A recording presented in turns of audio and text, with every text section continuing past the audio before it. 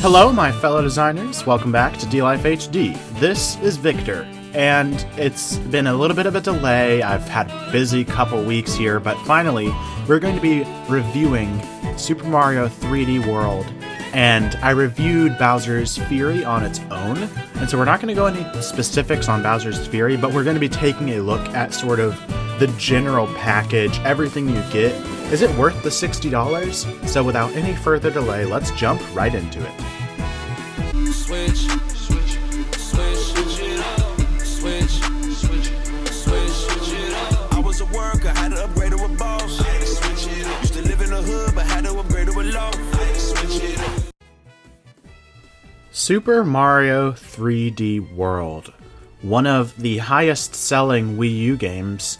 Of course, that doesn't mean much because the Wii U only sold about 13 million units, which when it comes to Nintendo consoles and handhelds, sales-wise, that's not very great. It's pretty detrimental.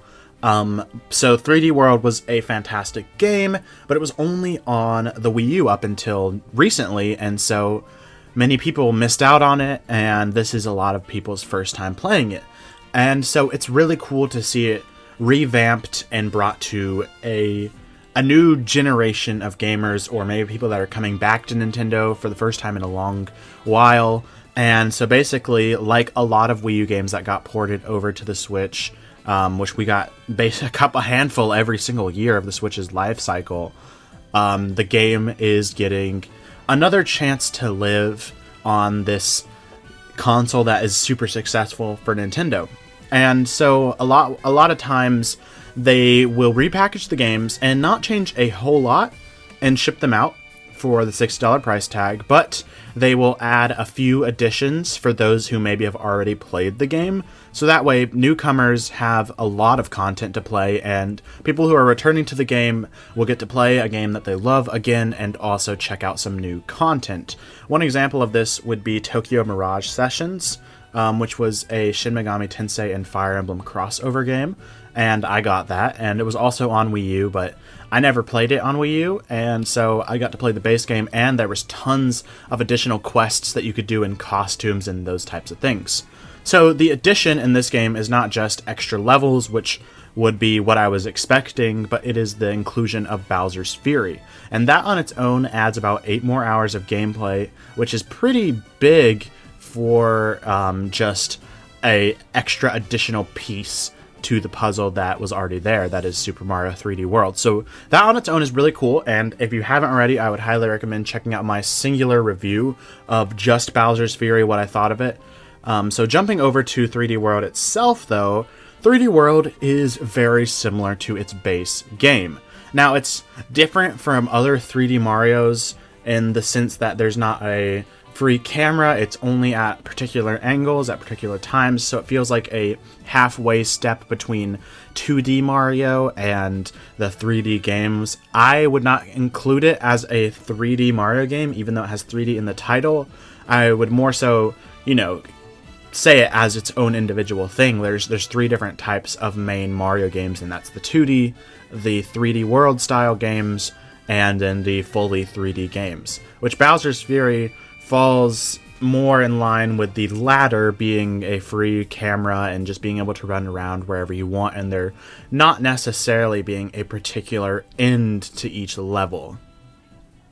And so it was a little bit weird to see that step back, considering Super Mario Galaxy 1 and 2 and its life on the Wii U.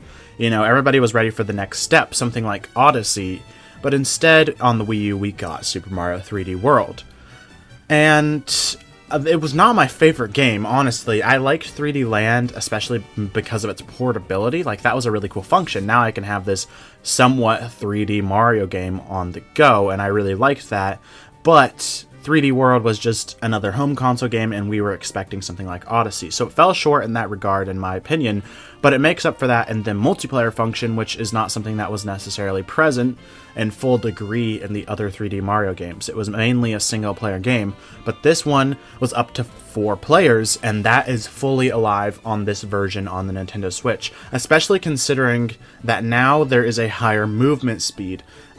Previously, it made the game drag, and it was not as fun playing it multiplayer. I still had a good time, but there was something missing, and that was the speed change. That speed change has a dramatic effect on how the game plays. Of course, it makes your total playtime being shorter, but overall it makes the game just not feel like a drag, and I think that's a welcome addition.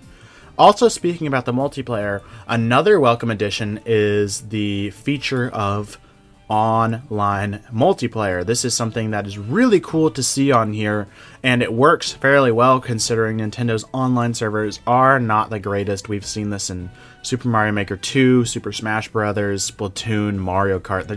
They don't have the greatest online servers, but other than a few levels where there's a lot happening on screen, this online function seems to work pretty well from what I've experienced.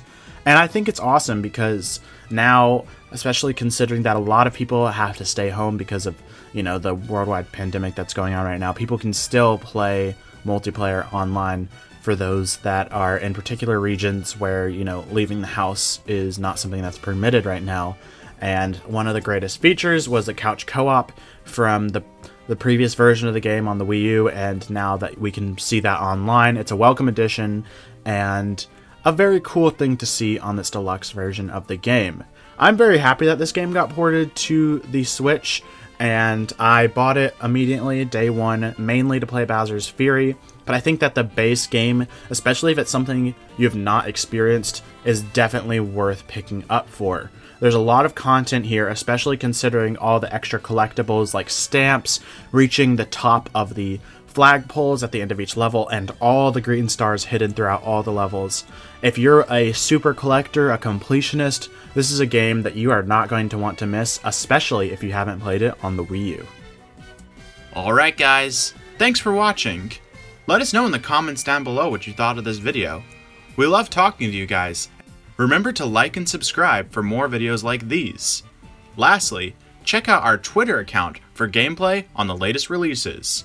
But most importantly, remember to stay 1UP.